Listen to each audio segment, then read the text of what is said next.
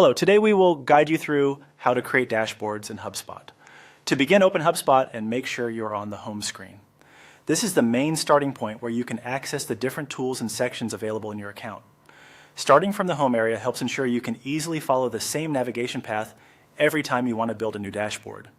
Once you are on the home page, move your mouse over the reporting option in the left-hand navigation menu. You do not need to click immediately. Simply hovering over reporting will reveal the related options available in that section. This menu is where HubSpot groups together reporting tools, analytics, and dashboards, so it is the right place to go when you want to organize data visually. From the options that appear, click on Dashboards. This will take you to the Dashboards area where you can view existing dashboards or start building a new one. If your account already has dashboards set up, you may see them listed here. That is completely normal, and from this page, you can still create another one. At the top of the page, click Create Dashboard. This opens the dashboard creation flow and allows you to choose how you want to get started.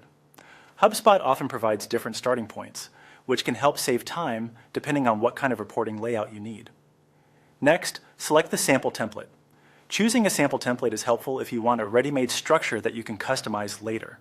It gives you a practical starting point instead of beginning from scratch, which can be especially useful if you are still getting familiar with dashboard setup in HubSpot. After selecting the sample template, click Next in the bottom right corner.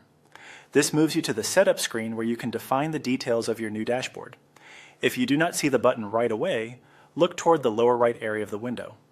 Now enter a sample dashboard name. Choose a name that clearly identifies the dashboard's purpose so it is easy to recognize later.